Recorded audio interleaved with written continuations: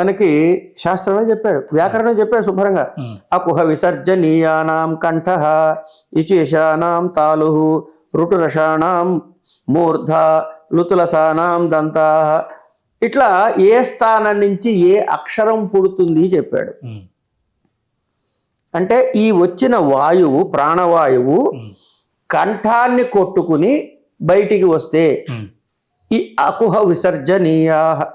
ఆ అన్నది అకారము, కు అంటే కనుక కాకాగా కవర్గం అనమాట. కు అంటే కవర్గము, చు అంటే చవర్గం.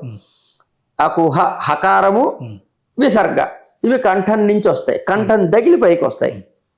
అట్లాగే తాలువులు దవడలు తగిలొచ్చేవి, మూర్ధపై అంగడి తగిలొచ్చేది, ఇట్లా రకరకాల ప్లేసులు ఉన్నాయి.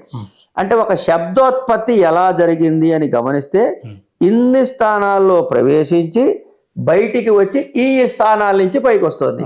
స్పష్టముగా ఉచ్చరిస్తే శబ్దం ఇలా తగులుకుంటూనే రావాలిగా. నేను చేస్తున్నా చెప్ప అని నేను అన్నా అనుకోండి, నేను ఈ అన్ని స్థానాలకి పనికొచ్చే మాటలు అన్నా, కానీ ఒక్కటి స్థానాన్ని తగల, ఏదో వచ్చింది శబ్దం కదా. కనుక అలా గనక సవ్యముగా ఉచ్చరిస్తే వద్దన్నా కూడా ఆ నాడీ స్పందనలు ఉంటాయి. కాబట్టి ఇది ముఖ యంత్రము అంటాం. ఈ ముఖ యంత్రం నుంచి బయటకు వస్తేనే మీకు శబ్దం, దాన్నే వైఖరి అన్నారు. మిగతావన్నీ లోపల శబ్దం ఎప్పుడూ ఉంది. అందుకే శబ్ద నిత్యత్వాన్ని సాధించడానికి ఇదే వాడుకున్నారు అలంకారికులు. కనుక ఉపయుక్తమే. అన్ని శబ్దాలు ఇక్కడ ఉచ్చరించగలుగుతాం, చాలా శబ్దాలు లుప్తమైనవి ఇతర భాషల్లో. కనుక దీనికి ప్రత్యేకత అని చెప్పారు. ఆ భాషలో ఈ శబ్దాలు ఉంటే వాళ్ళు ఇలాగే ఉచ్చరించాలి, ఇలా ఉచ్చరిస్తే ఆ భాషలో అయినా పనికొస్తుంది.